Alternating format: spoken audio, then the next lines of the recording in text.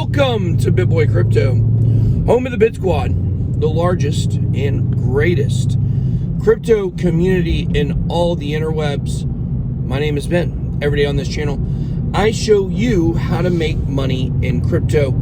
If you like money in crypto, make sure to hit that subscribe button. Guys, today we're going to be continuing our conversation about Ethereum.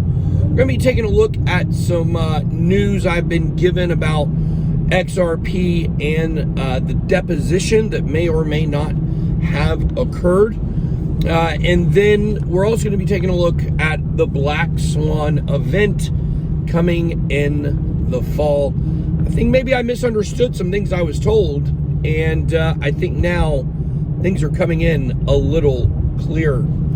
Okay, guys, first, let's talk about Ethereum. I mean, we're almost at $2,600 at the time of this recording, and it's really looking phenomenal. We've got the London hard fork coming up this week on Wednesday. Really excited to see that. Now, I do think what we could see is we could see a move to the upside for Ethereum over Monday, Tuesday, and then Wednesday, we could actually get a pullback. That's generally what we see, is that buy the rumor, sell the news. The difference between this rumor slash news and other types of things like announcements that we see from other projects is that the London hard fork EIP 1559, it does actually have a fundamental shift. It's bringing a fundamental shift to Ethereum that will create some on-chain analytics, such as reduction in supply, that will actually have very favorable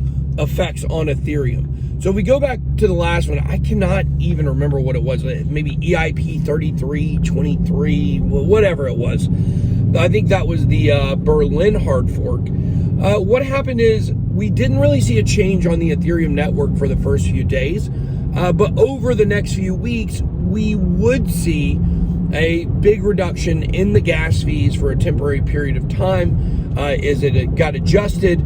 And then we did see some favorable things for Ethereum, and that, you know, some people would argue that's eventually what led to the giant massive run up that we had as it went above $4,400. So I think we could see something similar Monday and Tuesday for Ethereum. Things could be very good.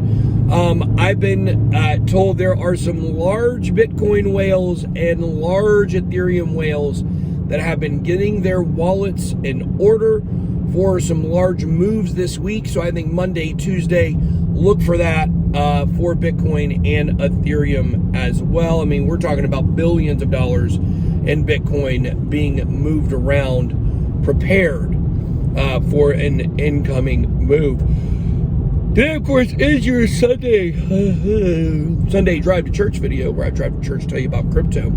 I had someone ask me why I drive to church alone. Well, if you want to know a little sneaky trick, I actually usually ride around, do this video, and then go get the family and we leave. I don't have a back seat in the Demon, unfortunately, so they can't ride in here, so we'll probably take the TRX to church today. But the point here is, I mean, it's hard to take a Demon to church, am I right?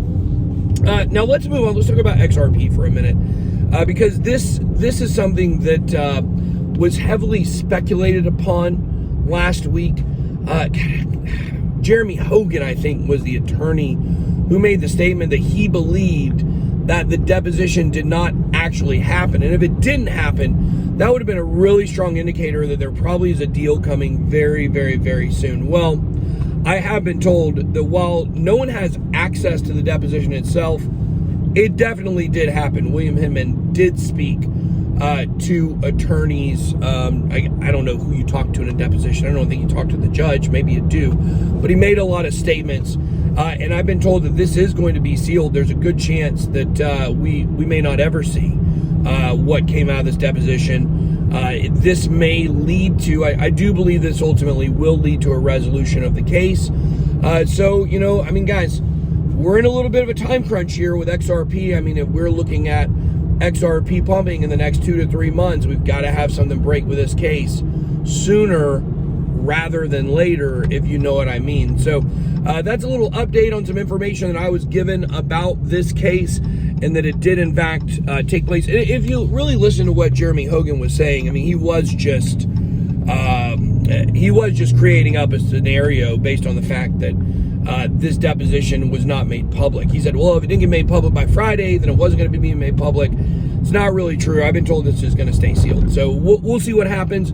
There's always a chance that someone leaks it, or that, someone decides in the case, some Lone Ranger makes a decision to release it. That could always happen. So let's talk about the Black Swan event coming in the fall, because this is something I've been talking about on this channel for a while. Now, I took this information to believe that a Black Swan event was going to basically trigger the deflation. So if you guys are wanting to know what's going on, and we've talked about several times that a round 2 of the pandemic, of the lockdowns, could certainly be something that people would see as a Black Swan event. So I asked some people in the know about this, and there's a lot of conspiracies being floated around out there. Conspiracies that right now the federal government has already decided what they're going to do, and that in 2 weeks, August 16th, that everything is going to get shut down again. So I asked, some of my people about that, and they laughed. They laughed, and they said, there doesn't have to be a conspiracy here. It's not like they're colluding to try to shut everything down again. Look at the number of the cases and the increase in the cases and the variant, and it's very obvious that stuff is coming. There's no conspiracy about it. Like, we know the people who are in control. We know the things that they like to do, and we know that this is probably going to be a reality at some point. I'm really upset about sports, man. I hope this doesn't affect football, and don't get me on that whole tangent about how serious this may or may not be. But people are just getting right back to life, and now it seems like the pendulum has swung back in the other way. But this is not the Black Swan event that we're talking about. I told you that the Black Swan event was going to cause the deflation. Well, the Black Swan event itself is the deflation that's coming. This will be an economic downturn that will affect people for decades, anywhere between 1 to 2 decades, 10 to 20 years. If you look at a typical deflationary period, can go anywhere from 20 to 30 years. Japan has been in deflation now for 30 years. You go back, you look during the Great Depression, this was right around a deflationary period, and then I believe late 70s, that's when we had the next deflationary period. So here's why no one is going to notice that this has happened. This is going to be looked back upon as the moment that triggered this Black Swan deflation event, but people aren't going to really understand what's happening. This is not an overnight thing. And by the way, I've also been told this is already in progress. We're already seeing it with these bond yields dropping. And the bond yields dropping is important because that's the safest place to put your money in a time of deflation. So a lot of people are going to be running to these bond yields, and they're going to be yielding lower returns as well. But the thing about it is, you're not going to realize this is happening in the fall. Why? Well, because what is going to happen is consumer goods are actually going to begin to decrease. The milk prices have been out of control. The gas prices have been out of control. A lot of these prices are going to start getting lower and lower as we go throughout the fall. And you guys write this down. But by October, November, December, go back and watch this video. You'll see this is coming. What happens is the consumer goods start dropping, and everybody starts thinking that's a great thing. Things are now costing less. But that's because of the crazy out of control inflation. So when the consumer good prices start dropping down, what's going to occur is that the companies aren't going to be making as much profit. Right now, if you look, especially what happened with the lumber prices so out of control, these companies were making money hand over fist. But when the prices drop, they're not making as much money. So what does that lead to? The big narrative right now is nobody wants to work. And I know that's true because the government handouts have been coming fast and furiously. Well, those are also coming to an end. The eviction moratorium was not extended this week. So we are now looking at there being, and this was a big fail for the current administration, they wanted to work out some kind of relief package and it never happened, which is amazing, isn't it? When they control everything. They control every level of the government right now, and they couldn't get this passed. They couldn't come up with a package. Why? Because everybody's too distracted. It's all part of the bigger plan. So what's going to occur here is that we're seeing the government cutting the stimulus. The unemployment money is going to start running out. People are no longer going to be able to sit around and do nothing and collect paychecks.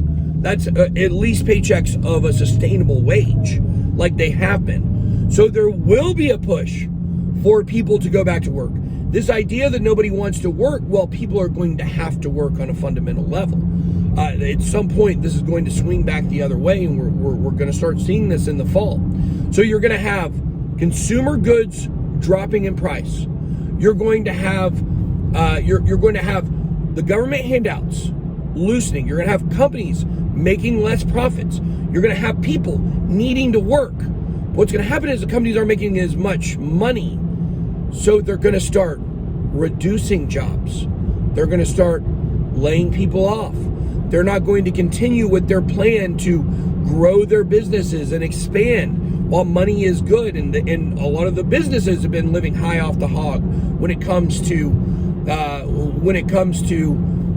these government handouts as well, because the businesses have been, equally as blessed, so to speak, as individuals who have been living off the government. They've created a bunch of zombie companies that are only existing to get stimulus money, but that will be gone. So what we're going to have is a totally different environment shaping up in the fall than we have now.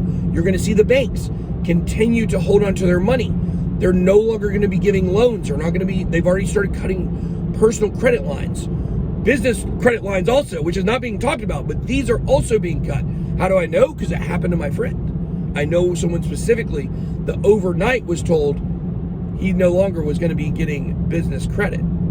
So we're going to see this more and more. We're going to see this change over the fall. By early next year, people are going to be waking up. I told you guys the big narrative of the late summer was going to be inflation. The government itself, Jerome Powell, was saying, yeah, we think this inflation's a big problem. It's all smoke and mirrors. Don't buy into any of it. I know the rallying cry of Bitcoin and of crypto has been keep your money out of cash. But there will be a time coming when cash could be your best friend. I know it sounds contradictory to a lot of things I've talked about on this channel over the last several years. It's very contradictory to the message that most mainstream YouTubers in crypto are giving you. But unfortunately, they just don't have the facts, and at this point I do. New information will make you change opinions and change decisions on what you think is coming. And it's my job to warn you guys and to let you know that there will be a time when it is time to cash out a good bit of your crypto. You're always going to want to hold some. You always want to hold some Bitcoin, some Ethereum, some Cardano, some XRP. Those are good long-term holds. Just set it and forget it with those ones. With all the other ones, you're going to want to look for high points and move over and get ready for what's coming in the fall. All right, guys, that is all I got. Drop your comments down below. I want to know what you guys think about the XRP deposition. Let me know where you think Ethereum is heading to, and let me know what you think about this deflation coming in the fall. I don't care whether you think it's coming or not. I'm going to hear what you think about it, because it's coming. Nothing you can do about it. All right, guys, that's all I got. Love you guys. Be blessed. BitBoy out.